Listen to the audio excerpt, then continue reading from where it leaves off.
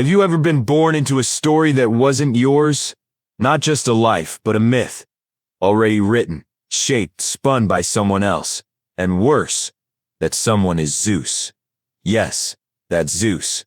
The one who rewrote Prometheus into a traitor, rebranded his tantrums as divine justice and weaponized legacy like it was another thunderbolt. And when he fathers a child, which he does with alarming frequency, that child isn't just born. They're launched, projected into Olympus's narrative like living footnotes, breathing PR. But today's subject wasn't like the others. He wasn't content to be just another demi-statistic in Zeus's long list of unclaimed dependents. No. His name was Heracles. You might know him as Hercules. Rome's rebranded version with less nuance and more bicep. But we're going Greek today. We're diving into Heracles, the original, the messy, the mythological wild card. And no, this isn't a tale of victory laps or protein-fueled heroism. This is the story of a broken boy born into chaos. A man raised not with love, but as a cleanup crew. A figure forged in trauma, wielding strength he didn't ask for, executing tasks no one else could survive. All while Olympus watched and whispered, "See? He's strong like his father." But strength was never the point. This isn't about muscles, it's about madness. So let's rewind. Before the labors, before the legends, before the lion skin and the club, to the moment a thunderous ego met a mortal woman and created a child the gods would use and nearly destroy. It starts, like most Greek disasters, with lust and lying. Zeus sees Alcmene, a mortal woman, faithful, kind, and inconveniently married. So naturally, Zeus does what Zeus does best. He disguises himself as her husband. Not metaphorically, literally. He shape-shifts into her actual spouse, Amphitryon, and spends the night with her while the real husband is off fighting a war. In the morning, Zeus vanishes, leaving behind a woman unknowingly pregnant with a god's child. Now, if that already sounds disturbing, congratulations, you've detected the tone of Greek mythology. But Zeus doesn't stop there. He extends the night, literally.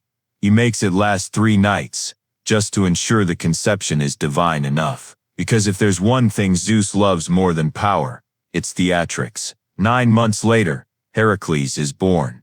And immediately, the Olympian bureaucracy kicks in. Hera, Zeus's wife, an eternal victim of his extracurriculars, is not amused. But unlike modern soap operas, where jealousy means cold shoulders and dramatic sighs, Hera opts for something a little more ancient. She sends 2 serpents to Heracles' crib to kill him in his sleep. Because that's how Olympus handles infidelity, by attacking the child. But here's where it gets interesting. Infant Heracles doesn't cry. He doesn't scream. He doesn't even blink. He grabs the snakes, one in each tiny hand, and strangles them, calm, silent, unflinching. That was his first act. Not a first word, not a first step.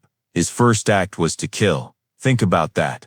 Before he could walk, Heracles had already learned that survival in Olympus's orbit meant violence, and the world took note. Prophecies emerged. Songs began. Priests whispered of a child born of both sky and soil, divine muscle with mortal fragility. But Hera, she wasn't done. Because if she couldn't erase Heracles, she'd break him. So she waited for the boy to grow, to love, to trust. And when the time was right, she shattered him. Years pass. Heracles grows into a man, massive and magnetic. He marries, has children, starts to believe for a moment that he might escape the god-shaped shadow looming over him. But peace doesn't suit Olympus. One day, without warning, Hera strikes. Not with thunder or plague, with madness. She infects Heracles' mind, a divine psychosis. He sees enemies where there are none, danger in love, threat in safety, and in a flash of madness, he murders his wife and children with his own hands. Silence.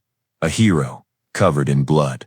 A man too strong to stop himself. And when the fog lifts, and he sees what he's done, he breaks.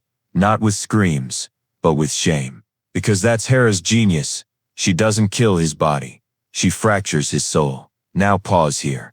Because this is the real beginning. Not the birth. Not the snakes. This is when the story of Heracles truly starts, not as a warrior, not as a son, but as a man with nothing left to lose, haunted by his own hands, begging for redemption in a world that only offers tasks, not forgiveness. This is the moment the labors begin. So now, Heracles stands in the wreckage. His hands, once weapons of glory, are stained with the blood of his family. His eyes, once sharp with confidence, are hollow, and Olympus, silent. Because here's the divine trick. The gods never comfort.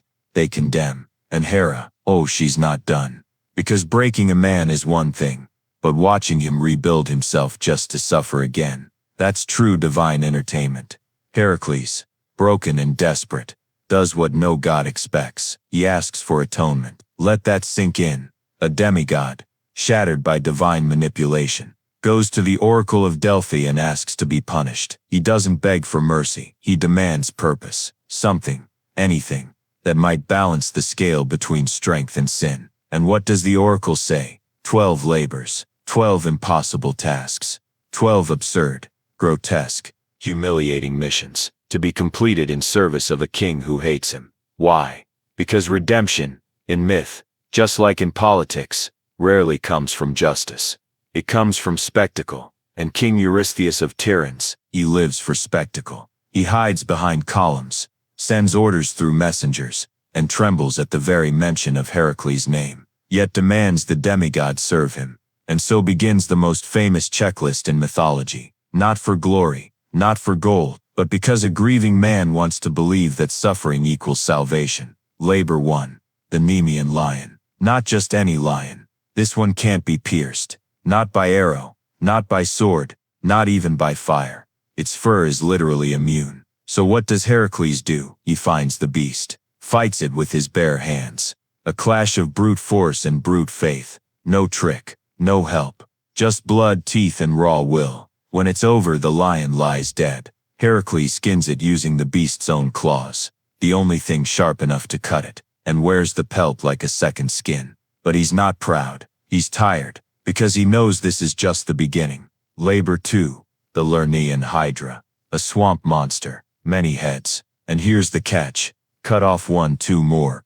Grow in its place. A lesson, perhaps, in trauma. You think you've healed 1 wound, and then 2 more emerge, darker and deeper. Heracles doesn't win this one alone. His nephew Iolaus helps, cauterizing each stump with fire before the heads regenerate. And what does Eurystheus say? This one doesn't count. You had help. Because when you're seeking redemption, assistance becomes a crime. Mercy invalidates progress. Pain must be solitary to be considered pure. Heracles doesn't argue. He just nods and continues. Labor 3. The Cyrenean hind. The sacred deer. Faster than thought. Untouchable. Beloved by Artemis herself. This labor isn't about strength. It's about restraint. He tracks it for a year. Yes, a year. No traps, no violence. Just patience. When he finally captures it, Artemis appears, ready to strike him down. But Heracles speaks, calmly, respectfully, and explains this is not theft. This is duty. I'll return her. And she lets him go, because even gods sometimes can't ignore sincerity. Labor 4. The Erymanthian boar. A massive beast of rage. Tusks the size of scythes, roaring through snowy mountains like thunder on legs. This time Heracles doesn't fight. He traps it, uses the terrain. The cold, the fear. He drags it back, alive to Eurystheus, and the king. He hides in a jar. Literally. That's how afraid he is of the very man he commands. The crowd laughs. Heracles does not. Because humiliation is not the same as healing. By now the labors are starting to feel less like redemption, and more like ritualized cruelty. A man trying to cleanse himself, while the gods, the king, and the world watch, waiting for him to fail. But he doesn't fail. He adapts. He suffers. And still, he moves forward. Because Heracles isn't just battling monsters. He's battling the voice in his head. The one Hera planted, that says you're unworthy, you're a killer, you'll never be clean. And with every beast conquered, every trial endured, he whispers back, maybe, but I'm still here. And this is what makes Heracles dangerous. Not the muscles, not the fame, but the refusal to break. Again, Olympus can destroy bodies, but it fears those who survive with conviction intact, because those who endure become examples, and examples are contagious, especially to mortals. And mortals talk. They begin to wonder if divinity is the same as virtue. They remember Prometheus. They see Heracles. And suddenly, obedience doesn't look like strength anymore. It looks like surrender. But Heracles, he's not rebelling. Not yet. He still believes this pain has a purpose. Still believes redemption lies at the end of labor 12. He doesn't know that the path he's walking is slowly turning him into the one thing he never wanted to be. His father. And the irony, even Zeus is watching, with pride, because to him suffering isn't failure. It's proof of legacy. His legacy. But we'll get there. Because the labors aren't over. The pain isn't finished. And the transformation is only just beginning. Heracles keeps moving. Because that's all he knows how to do. Forward. Always forward. Like pain has momentum. Like if he just conquers one more beast, lifts one more curse, slays one more impossible thing, he'll finally outrun the echo of what he did. But redemption doesn't come with check marks. And the labors, they only get crueler. Because now, they start to mock him. Labor 5. The Ogden stables. A humiliation wrapped in filth. Heracles is ordered to clean the stables of King August, where thousands of sacred cattle have been left to rot. The smell alone is legendary. The task, said to be impossible, but not because of scale, because of shame. This is a job for servants, not heroes. For slaves, not sons of gods. And that's the point. The labor isn't about overcoming, it's about degrading. But Heracles, he doesn't flinch. He redirects 2 rivers through the stables, cleans them in a single day. Brilliance. Efficiency. Total success. And what does Eurystheus say? It doesn't count. You use nature. You cheated. Heracles doesn't argue. Because it was never about counting. It was about carrying. And in this world the burden is the reward. Labor 6. The Stymphalian birds. They aren't just birds. They're metallic nightmares with razor-sharp feathers that slice through flesh, screaming like banshees. They swarm. They blind.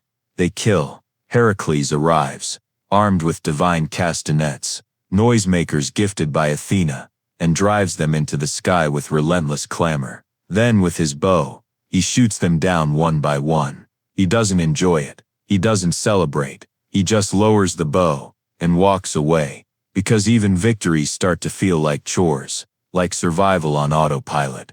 Labor 7. The Cretan bull. A maddened creature gifted to King Minos. Sacred. Uncontrollable. A symbol of divine wrath made flesh. It rampages across Crete, destroys fields, shatters homes. Heracles tracks it, wrestles it, not to kill it, but to tame it. He brings it back alive, roped, bound, contained. And again, he walks away. Because killing monsters doesn't scare him anymore. Becoming one does. Labor 8. The mares of Diomedes. These aren't just horses. They're carnivores, trained to eat flesh, fed on fear. Their master Diomedes delights in feeding strangers to them. So Heracles feeds him to his own beasts.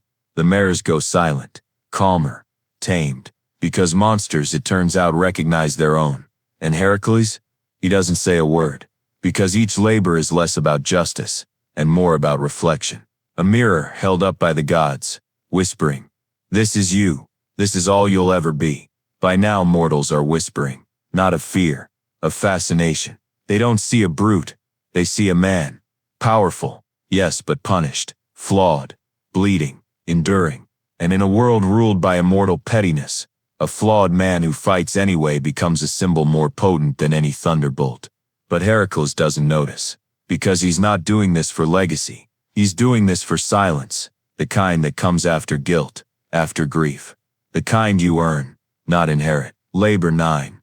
The belt of Hippolyta, the queen of the Amazons, a warrior unmatched, a leader revered. The labor, to take her golden belt, a symbol of power, gifted by Ares. Heracles arrives, expecting a battle. Instead he finds negotiation. Hippolyta, intrigued by the demigod, offers the belt freely. No fight, just mutual respect. But that's when Hera intervenes again. She whispers lies among the Amazons. He's here to kidnap your queen. Panic erupts. Violence follows. Heracles, forced to fight, slaughters the warriors who once welcomed him. He takes the belt, but leaves with more blood than victory.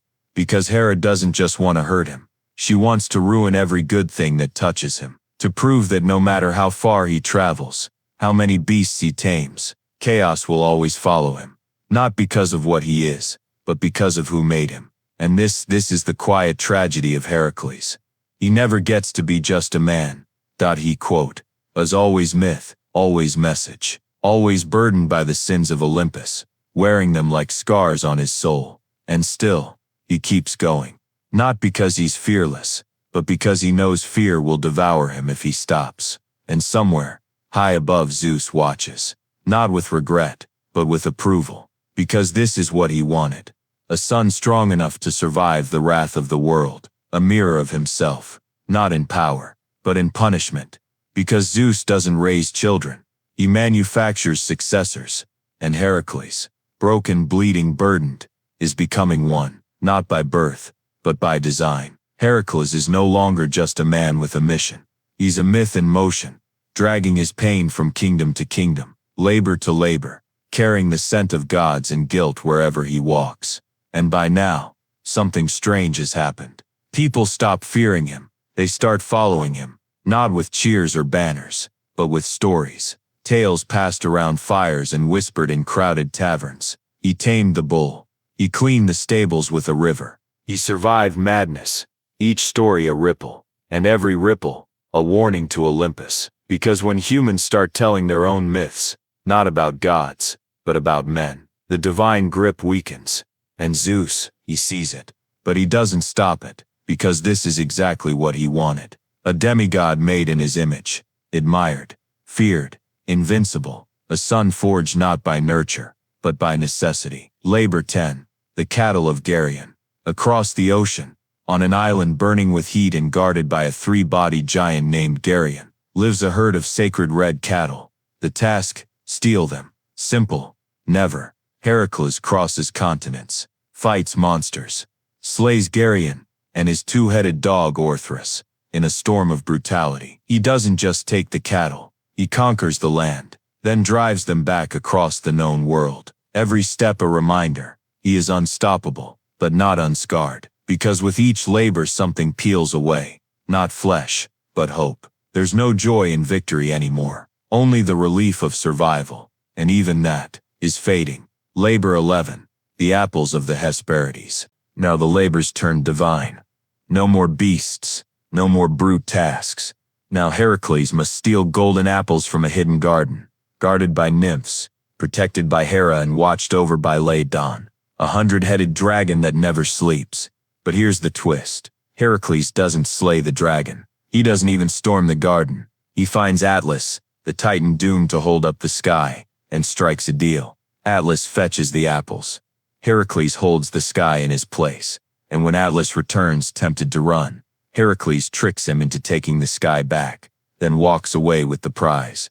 No violence, just cunning. And suddenly we see something shift. This isn't the boy who crushed snakes in a crib. This isn't the man who begged for atonement. This is someone becoming Zeus, not the image, the tactician. Because raw strength impresses mortals, but strategy rules gods.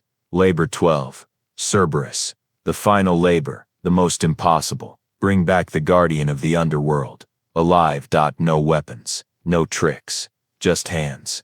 So Heracles descends alive into the realm of Hades, not metaphorically, literally. He crosses the threshold no living man should pass, stares down the Lord of the Dead, and says, "Let me borrow your dog."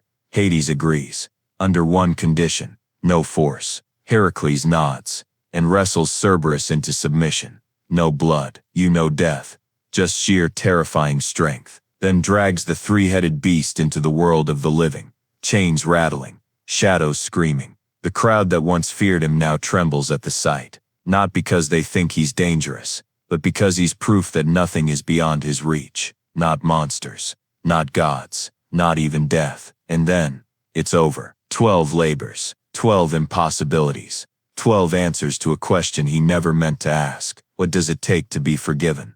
But redemption, it never arrives, because Olympus doesn't grant peace. It only grants permission. And Eurystheus, the coward king, waves him off, dismisses him, like it was all a game, all performance, all Olympus's favorite son proving himself, to a system rigged from the start. So Heracles leaves, not in anger, not in triumph, but in something worse, silence, because he's completed the labors, he's done everything asked, and still, he feels unclean, still hears the screams of his children, still sees Hera's shadow in every quiet room, still wonders, was any of this for me? And the answer, of course, is no. None of it was. Not the labors, not the praise, not even the myths. They were for the gods, to prove their control, to craft a story where pain equals purpose, and survival is submission. But here's the irony.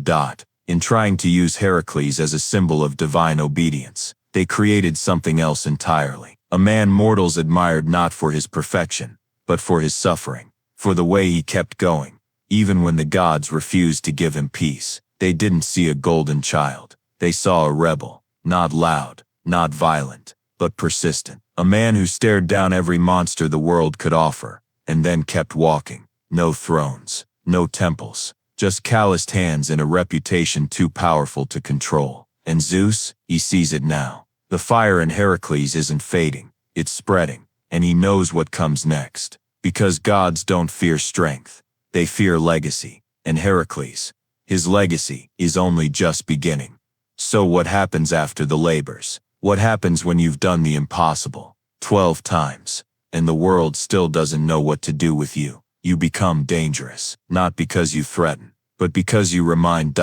Every scar, every whisper of your name, every myth sung in the streets, it's a reminder that power can bleed, that gods can be challenged, that suffering doesn't silence, it speaks. And Heracles, he speaks through action, because peace is denied to him, so he keeps moving, kingdom to kingdom, war to war, task to task. He becomes the weapon everyone wants, but no one deserves. And that's where things get even messier, because the labors may have ended, but the manipulation hasn't. He marries again, twice, actually, because in mythology, no pain goes unmultiplied. His second wife, Deianira, is clever, kind, and fiercely in love. She wants to protect him, not from gods, not from beasts, but from other women. So when a centaur named Nessus tries to assault her and Heracles kills him, the dying creature whispers a lie in her ear. Take my blood. It's a love charm. If Heracles ever strays, this will bind his heart to you forever. Desperation hears what it wants to hear. Years later, when Deianira senses Heracles drifting toward another woman, she sends him a tunic soaked in Nessus's blood, not out of vengeance, out of fear, out of love. But the centaur's final gift wasn't a charm, it was poison. The moment Heracles puts it on, his skin ignites, not with flame, but with agony. The poison sinks into his flesh, burning through muscle and memory, eating him alive from the inside. He tears at the fabric, but it clings. He screams, not in fear, but in betrayal, because this wasn't a monster, it wasn't a trial, it was love, weaponized against him. And for Heracles, that's the final cruelty, that even tenderness can turn fatal. He tries to survive, builds a funeral pyre on Mount Oeta, climbs atop it, and waits. No one dares light it, except one man, a stranger, moved not by fear, but by compassion. He sets the fire, and Heracles begins to burn. But this is not the end, because Heracles doesn't die, not in the mortal sense. The fire doesn't consume him, it transcends him. Zeus, watching from Olympus, intervenes. For the first time in this entire story, he acts not as a voyeur, but as a father. He pulls his son from the flames, carries him to Olympus, and declares he is no longer mortal. He is one of us. Immortality, ascension, divinity. It sounds like a reward, but to Heracles, it's just another role, another story, another place where his pain can be used. Please, because Olympus doesn't give you peace, it gives you a pedestal. And pedestals are prisons with better views. Heracles now sits among the gods, worshipped, feared, polished, his scars turned into symbols, his labors rewritten as triumphs, his madness erased, is guilt, sanitized, and mortals. They no longer see the man who bled, wept, and begged for forgiveness. They see a statue, and that's how the gods win. Not by force, but by narrative control. But beneath the golden throne, Heracles remembers.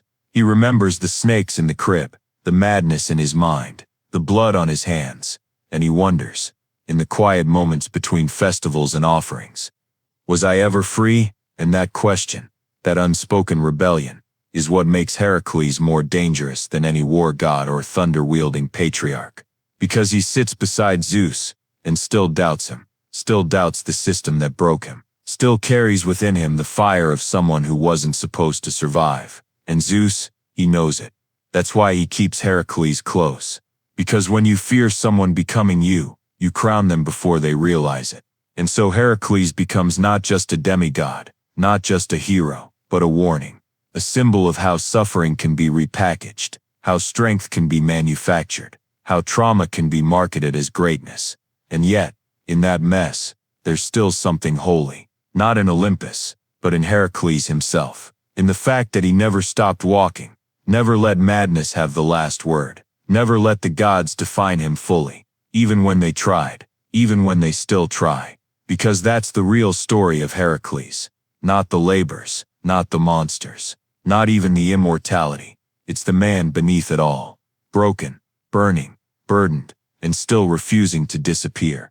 There's a question that echoes through Heracles' story, louder than any lion's roar, deeper than any underworld chasm. What does it mean to be a man, made by gods? Because Heracles wasn't raised. He was crafted, shaped by divine expectation, mortal cruelty, and the sick illusion that suffering is a rite of passage to greatness. And here's the catch. It worked. It worked. That's the uncomfortable truth. No Olympian wants to admit. Not Hera. Not Zeus. Not even Heracles himself. Because everything he became, every act of strength, every impossible feat, every whispered legend, was born from pain. Not pride, not peace, but pain. And so we're left with this paradox. Is greatness still greatness, if it cost you your soul? Let's step away from Olympus for a moment. Let's look at the world Heracles left behind. Because while the gods tried to write his ending in golden ink, the people told a different version. Theirs was not the tale of a flawless champion. It was the story of a man who broke, and broke again, and still chose to rise. A man who didn't chase thrones but bore weight, who didn't seek praise, but meaning, who didn't want to be divine, but was made divine anyway. And that tension, between humanity and godhood, is the core of Heracles. It's what makes him different from every other figure in Olympus. Zeus rules by fear, Ares by violence, Apollo by prophecy. But Heracles, he rules by endurance. He earns worship not by commanding, but by surviving. That's rare, that's dangerous. Because endurance inspires, and inspiration, that's the one thing Olympus can't control. After Heracles ascends, the myths keep coming. More stories, more retellings, more statues with perfect jawlines and polished bronze skin. The gods keep sculpting the image. But humans, they remember the cracks. They remember the rage, the grief, the blood. They remember the man who made gods flinch, not because he was defiant, but because he was human. That's why his legend lasts, not because he rose to Olympus, but because he fell first. And here's where it gets even more tragic. Because in time Heracles becomes what Zeus always wanted. A symbol, a name invoked by warriors, kings, emperors, a shorthand for strength, glory, masculinity, but stripped of nuance, stripped of pain, the tragedy sanitized, the trauma deleted, the suffering rebranded as training, until Heracles is no longer a person, but a product. And isn't that the cruelest fate? To suffer for your humanity, only to be remembered for your power. Let's go even further. Centuries pass, civilizations rise and fall, but Heracles endures, not just in myth, but in memory. Because every time a leader invokes his name, every time a boy is told to be strong like Hercules, they're not invoking the man who begged for forgiveness. They're invoking the mask, the curated version, the Olympus-approved brand of heroism. All brawn, no breakdown. And so the cycle continues. Boys taught to carry instead of cry, Men expected to endure instead of speak. Pain repackaged as pride. And in that cycle, Heracles becomes not a hero, but a warning we forgot how to read. But not entirely. Because in certain corners of the world, in quiet stories, unsanitized poems, and raw retellings, the truth still leaks through. The truth that Heracles was never just a warrior. He was a survivor, a man who carried grief heavier than any beast, a man who lost himself more than once, and still found the strength to return, a man who didn't conquer Olympus, but endured it. And that, more than anything, is what makes him legendary. Not because he was like the gods, but because he wasn't. And that brings us here, to this moment, to you listening, because Heracles is no longer just a figure from myth. He's a mirror, held up to every person who's ever been told to be strong, to be silent, to keep moving even when it hurts. He's not here to inspire your muscles. He's here to validate your pain, to whisper, you're allowed to hurt, you're allowed to break, and still, you're worthy. That's not divine. That's human, and it's the one thing Olympus could never take from him. Because in the end, Heracles didn't become Zeus. He became something better, a reminder that the strongest people aren't the ones who never fall. They're the ones who get back up and don't pretend they never fell. Let's talk about the shadow Heracles cast, not just over Olympus, not just over myth, but over us. Because long after the temples crumbled and the marble statues lost their shine, the idea of Heracles kept living, not in lightning, but in expectation. You see, Heracles became the blueprint, not for heroism, but for suffering that looks like heroism. He set a precedent that power comes from pain, that endurance is proof of virtue, that if you hurt long enough, carry enough, bury enough, eventually, they'll call you a god. That idea infected cultures. It trickled into philosophy, into empire, into manhood. And soon, being strong stopped meaning resilient and started meaning silent. It's subtle at first. Little boys praised for not crying. Soldiers applauded for dying quietly. Workers admired for never resting. And all of it echoes back to one myth. Be like Heracles. But which Heracles?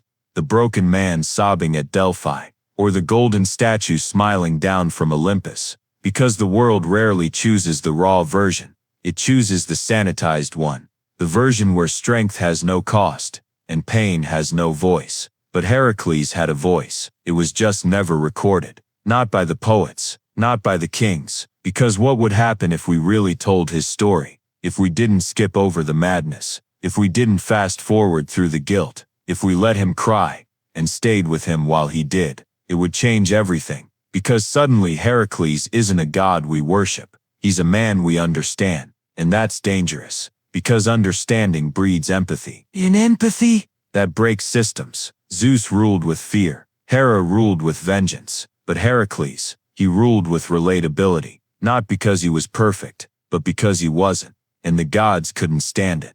Because once humans start seeing themselves in their heroes, they stop needing gods. They start believing in each other. And that is revolution. Let's rewind just briefly to the labors. Think about them again. Not as heroic quests, but as metaphors. The Nemean lion, that's trauma. Thick-skinned, unkillable unless you embrace it. The Hydra, that's depression. Cut off one head, two more grow. You need help to win. The Zeugon stables, that's shame. Filth you didn't make, but are expected to clean. Cerberus, that's death. You face it. You return. Each labor, a metaphor for something real, something human. Heracles wasn't just fighting beasts. He was fighting us, our fears, our grief, our silence. And every time he won, it wasn't about strength. It was about survival. Now look at Olympus again. It didn't change him. It froze him, turned him into a symbol, a tool. They gave him immortality not to reward him, but to control him. Because a man who suffers is dangerous, but a man who talks about it, unstoppable. But maybe, just maybe, Heracles knew. Maybe he knew that becoming a god was the only way to break the story open from the inside. That by being the legend, he could haunt it, whisper through every retelling, through every sculpture, through every praise song. This isn't all I was. Look deeper. And if you do look deeper, you find you. Your own labors, your own cracks, your own moments where the only option was to burn. and rise anyway. Because Heracles isn't a myth anymore. He's a language, a way of saying, I survived. Not cleanly, not perfectly, but completely. And that's why he lasts. Not because he beat monsters, but because he wasn't afraid to face them. Especially the ones that lived inside. You know what no one ever tells you about legacy? It's heavy. Heavier than a lion's pelt. Heavier than a god's blessing. Heavier than guilt. And Heracles, whether he wanted to or not, carried it, even in death, even in divinity. Because once you become a symbol, you stop being a person. And in Olympus, symbols are currency. They get passed around, polished, propped up on temples, but they don't get to speak. They don't get to change. And yet, Heracles keeps speaking, even now, even through us. Because every time someone tells his story, not the clean, heroic one, but the real one, something incredible happens. The symbol cracks, the god becomes a man again, and the man, he becomes us. Let's go deeper. What does it mean that Zeus, the very architect of Heracles' pain, is the one who saves him, that the father who never raised him, still claims him? It's a question that haunts more than myth. It haunts generations. Because Heracles' story isn't just a tale of monsters and madness. It's a story of inheritance, of trying to live outside the shadow of the one who made you, but never loved you. It's about breaking a cycle you never asked to be part of. And that's a story a lot of people recognize. Zeus gave Heracles strength, but never comfort. He gave him Olympus, but never childhood.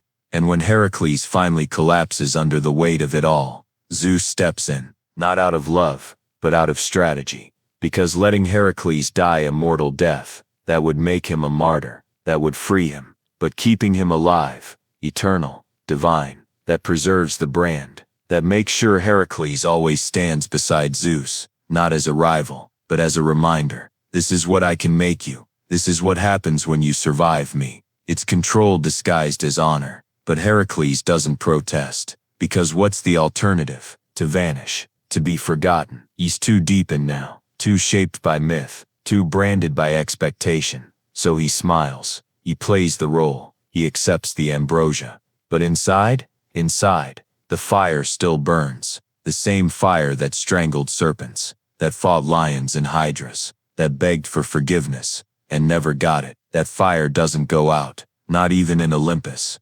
especially not in Olympus. And here's the twist, no one saw coming. In time, Heracles finds peace, not from the gods, from humans, from the ones who tell his story truthfully, from those who honor, not just his strength, but his suffering, from the storytellers, the rebels, the weary fighters who whisper, I see you, I know what you carried, and that becomes his true immortality. Not the throne, not the temples, not the myths, but the understanding, the recognition, the permission to be broken and still be worth remembering. Because what Heracles teaches us, in the end, is this: you don't have to conquer Olympus to matter. You don't have to be perfect to be powerful. You don't have to wear your pain in silence. You can speak it. You can own it. You can survive it, and still be more than it. And maybe, just maybe, that's what terrifies the gods most. Not rebellion, but reflection. The idea that one man's survival could inspire others to question the entire system. That one story, honest and unpolished, could echo longer than thunder. So let it echo. Let the world remember all of him. The hero, the killer, the protector, the madman, the god, the child who was never held. Because only then is he free. Only then does the fire become light. So here we are, 9 blocks in, 12 labors behind us, a funeral pyre, still smoldering in memory, and a man, no, a myth, now seated among the stars. But the question still echoes, louder now than ever. Was it worth it? Was the pain worth the pedestal? Was the madness worth the immortality? Was the blood, his children's, the monsters, the strangers, the lovers, worth becoming a symbol? And if the answer is no, then why do we still tell this story? Why does Heracles endure? Maybe the answer isn't about him. Maybe it's about us. Because Heracles didn't just become a god. He became narrative inheritance, a story we hand down, century after century, to make sense of something ancient and relentless, the struggle to carry what we didn't ask for. Think about it. Heracles didn't choose Olympus, didn't choose to be born a bastard of thunder and betrayal, didn't choose the snakes, the madness, the labors, the lies. All he chose was to keep going, to keep moving, to meet every beast, every humiliation, every punishment with movement. And that movement, that refusal to stop, to collapse, to disappear, is the core of his legacy. Not his strength, not his victories, but his persistence. Because in a world where gods demand silence, where kings demand service, where pain is expected, but never acknowledged, choosing to continue is a form of rebellion, a quiet, relentless, sacred defiance. And Heracles, he embodied that, even when he broke, especially when he broke. But here's the final cruelty. Even now, thousands of years later, we still sanitize him. We call him a hero. We name gym supplements after him. We dress kids as him for Halloween. We slap his name on coliseums, comic books, brands, and in doing so we strip the complexity. We take the man who suffered and package him as power. We forget the madness, the grief, the doubt. We forget that Heracles was more human than the gods ever were. And that's the part we need to remember. Because in a culture obsessed with winning, with strength, with dominance, Heracles wasn't a lesson in triumph. He was a lesson in pain, in what it does, how it marks you, how it can either consume you or become a kind of sacred scar. So let's not reduce him to a statue. Let's not worship his shoulders while ignoring the weight they bore. Let's tell the story right, that he didn't slay monsters because he loved to fight, but because he had no other choice. That he didn't choose immortality, but was dragged into it. That he wasn't a role model, but a reflection of us, of anyone who's ever had to claw their way through a life someone else designed, of anyone who's ever wanted to scream, "This isn't who I am, it's what I've survived." Because that's the true myth, not of a strong man who became a god, but of a hurting man who never stopped walking, even when no one clapped, even when the gods laughed, even when the stories forgot the truth. And maybe that's the ending he deserves. Not a golden throne, not a statue, but a whispered reminder, passed from voice to voice, soul to soul. You're not alone. You who carry things no one sees. You who fight battles no one applauds. You who walk forward, even when you're bleeding. Heracles walks with you, not ahead, beside. And maybe that's immortality, not worship, but connection. Not temples, but truth. And now we end where all stories begin. Not in Olympus, not in battle, not even in fire, but in identity. Because Heracles was never meant to be a person. He was meant to be a tool, a weapon in Zeus's narrative, a cleanup crew for divine consequences, a monument to suffering masquerading as glory. But here's the twist. The gods never planned. He became something more. He became himself. Not perfect, not whole, but real. Think about this. Every god in Olympus had a domain. Poseidon had the sea. Apollo had the sun. Athena had wisdom. Zeus had the sky. But Heracles, he had pain, and he owned it. He carried it, faced it, lifted it until it became part of his legend. Not erased, not beautified, just worn, like the lion's skin draped over his back. And in that choice, to carry, not conceal, he taught us something divine, something terrifyingly human. Because Heracles wasn't the strongest, because he killed monsters. He was the strongest, because he never let the monsters kill his humanity, even when he was manipulated, even when he was betrayed, even when madness tried to hollow him out. He remembered who he was, not just the son of Zeus, but the boy who begged the gods to let him make it right, the man who asked for a second chance, knowing he might never find peace, the survivor who became a god, and still quietly questioned the throne beneath him. And that's where his story ends, not in battle, not in triumph, but in awareness, that strength without soul is hollow, that divinity without memory is fraud, that the greatest labor isn't the lion or the hydra or the underworld. It's waking up each day and not letting what you've endured define you completely, to look at the ashes of what was, the people you lost, the mistakes you made, the gods who used you, and still choose to walk. That's the real labor. That's the one no one sings about. Because it's not glorious. It's honest. And honesty, that's a form of rebellion too. Especially in Olympus. So what do we take from Heracles? Not the biceps, not the bow, but the bravery to carry pain without pretending it's victory. To look your story in the face, even the ugliest parts, and still say, I am not just what happened to me. Because Heracles wasn't a hero because he won. He was a hero because he endured. He didn't escape pain, he transformed it, not into perfection, but into truth. And that's why we still speak his name. Not because he was the strongest, but because he hurt, and still stood. Because he failed, and still tried. Because he burned, and still rose. This is the legacy he never asked for, but it's the one we carry now. Not in temples, but in ourselves. So the next time you're tired, not tired in your body, but in your soul, tired of carrying what isn't yours, tired of enduring without applause, tired of being told to be strong, when all you want is to feel like a person, remember Heracles, not the god, the man, the one who cried before he conquered, who broke before he built, who walked through hell, and didn't let it steal his name. This is his story, and now, maybe, it's yours too. Because if Heracles taught us anything, it's that even the ones who burn can still become light. So let's recap. He didn't conquer Olympus. He survived it, and through it all he reminded us. True strength isn't loud. It's quiet. It's persistence in the face of endless chaos. If this episode made you rethink what legacy actually means, or why suffering is often repackaged as strength, then you're exactly where you need to be. Hit subscribe if you're ready to challenge the myths we've been sold. Click the bell, because next time we're diving into the mind and fury of the woman behind the throne, and maybe, the most tragic god of them all, Hera, queen of Olympus, prisoner of rage. It's not what you think. It's control, betrayal, divine gaslighting, and one goddess trapped in a cage built by patriarchy. Thanks for listening. Stay sharp. Stay human. See you in the next episode.